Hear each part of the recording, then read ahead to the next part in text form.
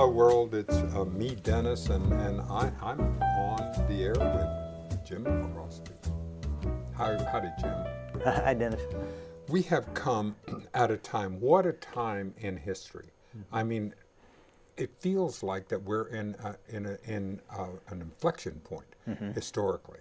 And so we've come up, you and I connected through my wonderful producer, Donna Cosper, who told me about you, and I got a chance to read about your investment, time, and life in the Gandhian interpretation of Jesus and bringing nonviolence back into our consciousness. And so you are doing this in your life, you're doing it through your teaching, you're doing it through your writing, and I'd like to start there and help me to talk about this as a movement, as an importance, and as a venue of your life. Okay, great. Well, yeah, the past year I've gotten really involved with something specific called Nonviolent Austin, and I would encourage people that are interested to go on Facebook and request to become a member on Facebook of Nonviolent Austin. Nonviolent Austin. Yeah. And this doesn't have to be just in Austin, right? I mean, Correct. it can be anywhere. Okay. Yeah. Nonviolent Austin. So Yeah. tell me the etymology of this. So it's well, it goes back to Gandhi's, settling on satyagraha and calling what he did nonviolence, and going through. I heard John Deere, who I'll refer to some more later, talk about other options. Nonviolent seems, to be what it's not. It's not violent. Right. It seems like a negative term. But you think about the other terms, love. We could just characterize it as love.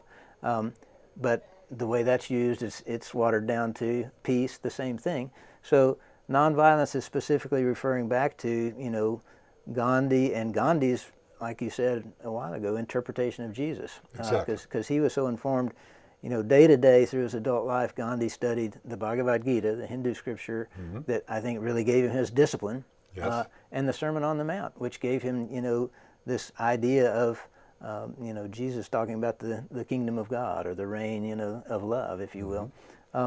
So that being the aspiration and really kind of emphasizing the dignity of all human beings, and even, love of enemy. So how do we love our enemies into being friends? And, Gandhi was so good about that with, for 30, 40 years in the struggle for Indian independence, saying the British are just going to walk out of here one day. They're going to understand that 100,000 British folks in India can't control 300 million of us unless we let them, okay? And we're going to quit letting them. And so developing this satyagraha, or truth force, or soul force, and experimenting with nonviolent civil disobedience, civil resistance, and social change. So, and of course, Martin Luther King Jr. and the Civil Rights Movement really picked that up and brought it to the United States and made it real here.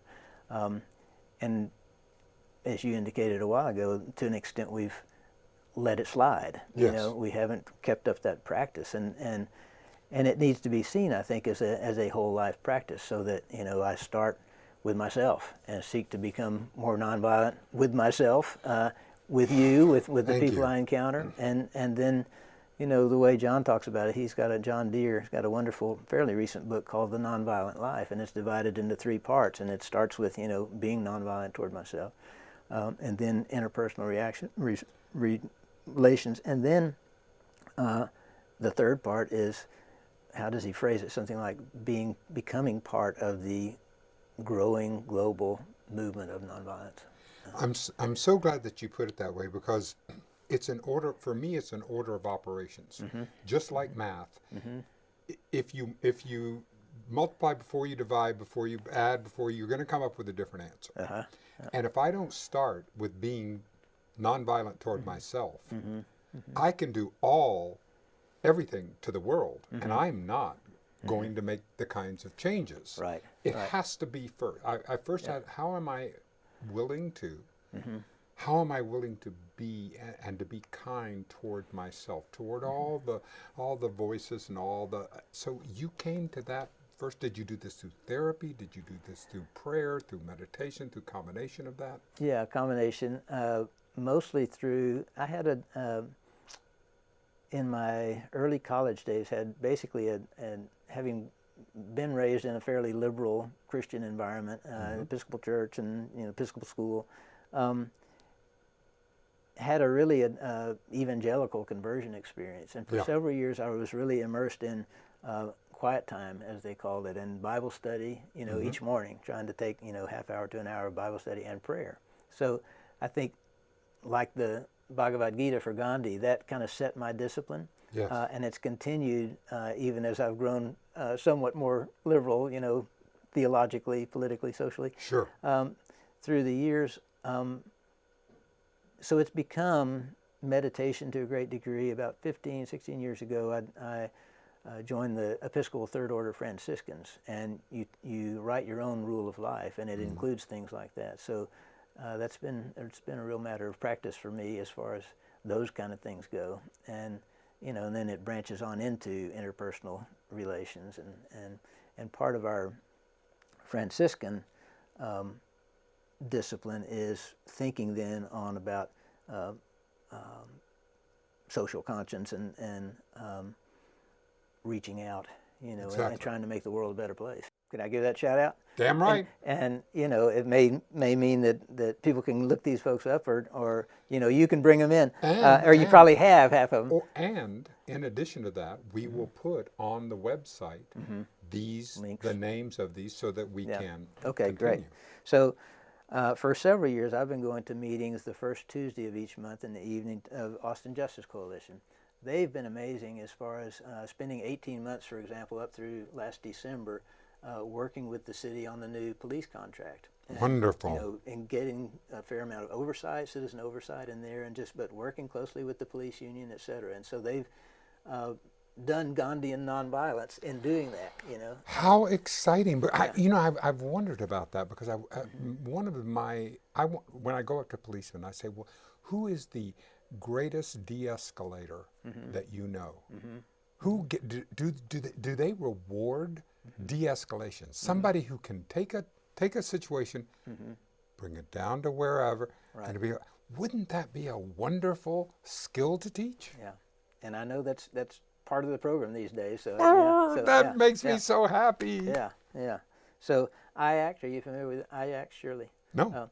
Interfaith Action of Central Texas. Yes, now. They do the Red Bench programs regularly, et cetera, and just really trying to foster interfaith dialogue and understanding and compassion, and that leads right into the next one, Compassionate Austin, which has been going for several years and is doing great work. And I know they were involved with one of the others I want to mention, which is the New Story Festival that happened at Houston Tillotson in April. And it's just a wonderful new thing that I think they're planning to make an annual deal and build community through the year in between. So really exciting. Veterans for Peace has been around at least since Vietnam days, and there's an active group here, and we'll be working with them some. Nonviolent Austin will in the next week or so, and the Austin Friends meeting, the Quakers, and the Unitarian Universalist Church on commemoration of Hiroshima and Nagasaki. So there'll actually be something at the First Unitarian Universalist next Saturday, the 3rd of August, for commemoration. And then I think on the 7th, which is Wednesday night, there will be and this is going to air on this Wednesday night, right? Who knows so, when but this anyway, going to air? yeah. All right, we'll have this. I think These will have happened. Okay, yeah. Well, at Lou Neff Point, we're going to do a commemoration also of Hiroshima and Nagasaki. That's going to be, I think, involve a release of doves, et cetera. Lou Neff Point on Lady Bird Lake in Zilker Park on that night. So, and this is something that goes back here at least to the years shortly after 9/11. We would do that on an annual basis. Yeah. So quite wonderful. The Front Porch is a group that gathers monthly through mainly the school year, weekly, usually at Schultz's, and just really showcases local musical talent, but puts it in a context of discussing, just kind of like you just did with Nancy Scott, right? Yes. Where the songs are coming from and stuff. So quite Wonderful. Undoing White Racism, Austin, Courageous Conversations. Wonderful work is going on in terms of racial reconciliation and healing, I think. So community first as far as working with the homeless. And you talked about a scalable model. That's something that Alan Graham and Mobile Loaves and Fishes have had in mind from the start, I think. Let's do something that can be experimental, that we can make as good as we can, and that we can let the rest of the country and the world know about, and they can do it there too. So, and I think he's having some success as far as attention, and I think it was recently in People magazine. Yeah. So the Sierra Club, obviously, and one of the things I was delighted about when I started, I'll refer some to the national links of Nonviolent Austin. I was delighted when I first started hearing about these national organizations that they were being as comprehensive as they were. There's a phrase that the World Council of Churches has used for 30-some years, justice, peace, and the integrity of creation. And we've long had, I think Pope John Paul II or somebody said, if you want justice, if you want peace, work for justice, right? So those two have been linked, but as a teacher of theology over the last 25 years or so, ecological awareness has become so much more part of what needs to happen, on a human, pervasive, global basis, but also in theology. Okay, what is our theology of this? How does it relate to what we think about absolute, truth, or ultimate truth? And so things like the Sierra Club, all kinds of good ecological organizations here. Casa Marinella and Austin Tan Cerca de la Frontera, as far as the work that they do with refugees here and going down to the border and stuff, and immigrants. My friend Walter Long, his wife Jennifer Long is the director of Casa Marinella, working with refugees for years. Walter, a number of years ago, started something called the Texas After Violence Project that I would refer people to online, etc. So there's these wonderful organizations, and I hesitated in starting Nonviolent Austin because, of my level of involvement to some degree and desire to be involved, and yet with those others and not wanting to take anything away from them. So, but what I'm excited about with Nonviolent Austin is that we can offer nonviolence as, sometimes the missing link, or, to nonviolence training for the whole community. I would love to take it to congregations, to existing groups. Some of these groups might be want more training for people that are involved. So that's my hope for Nonviolent Austin, that it becomes not an umbrella organization, but a facilitator for all of these wonderful things. Well, can we dig a little deeper into the word violence? Yeah. Because when I hear when I post something on Facebook and I get some of the communication that comes back to me feels violent. It feels like that violence can be there, and so there is a communication element that I want to be able to bridge the gap between myself and people with whom I might not share an ideological point of view. Right. But it's really important that I take ownership for my part. Right. Yeah. Yeah. And be sensitive to yourself in terms of how much abuse can I take? What is loving my enemy in this situation? That's what I'm asking. I'm asking on how, because to me, it's the dialogue that has that I don't know if it's either broken down or never done. Whatever it is in this new level, it appears to me that it's more of a we're into a new level, like a video game. Suddenly we're at a higher level, so the same skills that I had at a lower level is going to require. Things are moving faster. There's all the new, and in this new nodal interconnected world. Yeah. So in this, how do we?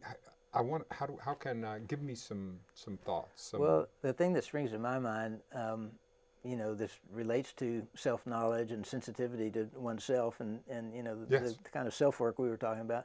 There's a page in Interbeing, which is one of my favorite short books by Thich Nhat Hanh, a great Buddhist writer these days, and he says, well, in Buddhism you've got the Four Noble Truths, and the first one is that suffering is pervasive in life. Right.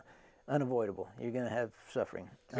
And part of the goal is to not only acknowledge that, but to try to alleviate it, again, for ourselves, for others, those around us. The knowledge of suffering and pursuing, truth and understanding about what's going on in the world runs the risk for us of increasing our own suffering, Yes. especially as we wade into situations where, we're trying to make it better. And we can get that kind of resistance sometimes you're talking about, or, lack of understanding, if that's what it is, or violence, whether it's psychological, verbal, physical. And so at one point he says we really need to balance our perception of that first noble truth with the third noble truth, which is there is something you can do about it. And one of the things he says you can do about it is look at the things, spend time with the things that are true, good, and beautiful for you. He talks about green bamboo, etc. Yes. So the senses, art, the things that really bring us to life. He says, and that's, you're asking about, my practice of meditation, prayer, etc. Yes. Spending time doing those things every day, I think, is essential to, then being prepared to. And I guess I would go on from there and say, what has served me in my attempts as a teacher, etc., is kind of the Socratic method. Try to draw people out, Yes. and say, well, tell me a little more about why it is you think or feel that way, Yes. and just try to really understand. And ideally, if a person feels accepted, understood, loved, maybe inspired, maybe knowing you still disagree, but still feels heard, then they might get to the point of saying, okay, why do you and I disagree about it? What do you think? Exactly. So I think being heard, feeling heard. I know that my frustrations always come from whether or not I feel heard, or whether or not I've said what I've needed to say. When you look out over your students now, when you look out at your students, what do you see any changes in their perception being in the digital, being digital natives? We're digital immigrants. We Dinosaurs, always I have call to make myself. that. We always have to make that translation from analog to digital in our mind. They're digital natives. Is the wiring there? What's going on when you're looking at their eyes and you're looking at what's going on? Give me some generalities. The great frustration as a classroom teacher is, I'm not as disciplined as I should be about saying, okay, while we're here together, and it's basically my classes are seminar style, I want us to be able to look each other in the eyes. I want you to interact with each other. If you're hiding behind your computer screen, you're not doing that. If you're, attentive to whether your mom is texting you or not, you're not doing that. And so, but I'm not good about keeping the box in the middle of the room for phones or whatever it is, throughout the year. So I struggle with that. But I do feel that there's that we have, as a species, changed some, and these things that are extensions of us are, we risk our technology owning us rather than owning it. Yes. If I can put it that way. And so I struggle with that, and try to. My colleague Jim Woodruff, who teaches the other half of the senior class, is much better about, okay, let's get outside, let's walk around, let's have a moving classroom experience. And so my last year, I think, this year before I retire, is I'm going to try to do a lot more of that. But yeah, trying to look people in the eye and encourage them to do that as well. So, I call myself an Austin greeter. That's a personal. It's a personal. I agree. I look people right in the eyes and go, hello. Yeah. And just and it's amazing to me to see how warm it's being returned. There is there is this hunger for connection. Yeah. Growing up in a small town in Texas, it's a howdy. Yeah. How you doing? Yeah. There was always or the nod West Texas wave as you go by in the car. Yeah. Exactly. Yeah. So my friend Ann Hoey used to always talk about that. She's a great Episcopal preacher, and in her sermon she would mention the West Texas wave for sure. But yeah, I do want to say though that my students in recent years have really struck me. We developed a number of years ago a school prayer at St. Stephen's, and tried to be interfaith and open to all in the development of that, and it's really been taken on by the kids, and so in chapel every day, whether they're engaged or involved or not, a high percentage say that prayer, and it talks about making a difference in the world, and Yes. I really see students these days oriented toward that, and so that's real hopeful to me. It is to me too. I see when I talk with business executives, I work as a communication coach, and then they talk about millennials, about how they feel entitled or whatever mythology they're saying, and I say, now hold on a second. What I find is that they want not to be CEO on day one, but they want purpose. You have to connect with purpose. Why is what I'm doing important to the success of the organization? And that's on you as a leader to connect to them with that purpose, because if you do, they will go above and beyond anything you could imagine. Yeah. There was a year or so ago, there was a wonderful article by Dalai Lama. He co-wrote with somebody, but talking about that, the lack of purpose and the relation of that to depression, etc. It is to me. Yeah. So whenever I get off of purpose, I mean that's the whole thing. And so how do you stay patient with on day to day being out on the street, being out connected and all, and just knowing that you're doing, as our Patricia Wilson, wonderful author and writer, does, doing what is to be done by you. Well, just trying to hold myself to it and discern day to day and moment to moment what it is that's to be done by me and doing it. But again, going back to that daily practice, and doing it individually and having practices that are in community as well, where we're encouraging each other to do it. Can I tell you a little about these two Oh, hell yeah. named organizations? So actually there's three. If you go back 30 years, something started called Pace e Bene Nonviolent Service, which was a group of Franciscans, active Catholic Franciscan brothers, I think, primarily. And they developed training for nonviolence training and delivered that around the country a good bit. For 30 years it's been now. 6 years ago, they started Campaign Nonviolence, which focuses in part on the annual United Nations Day of Peace, September 21st. Around there, the week of that, they decided to, or they have gone for the past 6 years to Washington, D.C., assembled people there and done events and, nonviolence training and I think interacted some with legislature, et cetera, but be a presence, for that week around Peace Day. And then they started trying to do that around the country, in the week leading up to it, what are the events? And they're up to 2,000, 2,500, I think now, events around the country in that week before. And so about 3 years ago then, John Deere, who's one of the leaders of Campaign Nonviolence, was, I think, in Carbondale, Illinois for a talk and heard about nonviolent Carbondale. And they had gotten the city council to name it as a nonviolent city, and they had this list of things that they were trying to do and what a nonviolent city looks like. And so John kind of grabbed on that idea, and Campaign Nonviolence has since then started the Nonviolent Cities Project. So I'll give you these two flyers that they've put out. So that's about Campaign Nonviolence, and their website connects you to that, and their annual event in September especially. CampaignNonviolence.org. Yeah. And then the subset of that, 3 years old, is Nonviolent Cities Project.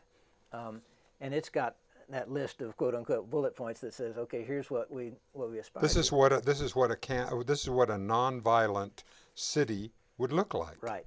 Yeah. So we've started out here in the past year with Nonviolent Austin saying, and like I say, started out mainly with a Facebook page. My friend said, who had tried to goad me into getting, looking at their photographs, et cetera, on Facebook for years and years, and I'd resisted. They say, okay, if you're going to get active, Crosby, you got to go get on Facebook and be an organizer. And so I got on Facebook, and it was kind of funny because two of them that were getting me started on it said, just play with it, you can't go wrong. And of course, immediately I went wrong. I had to have my personal page, and then I had this Nonviolent Austin page, and it was all mixed up. So, but anyway, I've waded into that over the past year, and then we've had a couple of wonderful meetings of a small group, the steering committee, and that's one of the key things that John Deere has 10 steps, do this if you're going to. So very helpful material from the national group. My wife and I, well, going back a year, I was inspired. I went to a week-long thing that John Deere led called Following Jesus on the Path of Nonviolence. And that's really what inspired me to start Nonviolent Austin. Then this past month, the end of June, the start of July, so just a month ago, my wife and I got to go for a week. This organization it was the 30th anniversary of Pace Bene. So Campaign Nonviolence had this pilgrimage in Assisi, which is the hometown of St. Francis and St. Clare. And so my wife and I had spent a day in Assisi on our anniversary, and we got to go back and make it. Our 40th anniversary was May 5th, and so on our honeymoon we had been there for a day, so we got to go spend the week and celebrate our 40th anniversary and Pace Bene's 30th anniversary. And the teachers, John Deere, who's a former Jesuit and he remains a Catholic priest and just an incredible activist. I told you the other day he was inspired by and mentored by both the Berrigan brothers back in the 70s and 80s, and Dan and Phil Berrigan. And so he's just steeped in Gandhian, Kingian nonviolence and the connections with the New Testament and the Gospels. And so he taught that for a week last year, really inspired me. And then Tara and I got to go and spend a week with him and Ken Buddigan, who teaches at DePaul and just has really studied up. The week before our pilgrimage group was there, he was there with a group of his students, and he'd had the whole semester, spring semester, leading up to their time there. But with them and then with us, took us to these, historic sites. And so each morning we would have a worship service there in, one of the little chapels that St. Francis built with his hands, and with his brothers, or by St. Clare's crypt, and just this wonderful immersion. And John would preach to us a little bit, and then Ken would teach us about the historical situation, and just did wonderful analysis of kind of the early merchant situation as they were coming out of feudalism, and St. Francis's part in really bringing Europe out of feudalism by questioning, kind of the materialism, etc., of his day, and kind of going back as he saw it to Jesus, not only nonviolence, but Jesus, embrace of a simple life, to the point of talking about gospel poverty. And so it was just a really beautiful experience. And if we get a chance to talk again, when we do, I want to talk about how does gospel poverty look in the abundant country that we live in, to keep it simple. Yeah, and my first, when you said that phrase, repeated it back to me, I just thought of community first. I think we've got, people like Alan Graham who are, and volunteers for groups like Mobile Loaves and Fishes who are getting to know people who are not choosing poverty, and gospel poverty never says that material poverty in itself is a good thing.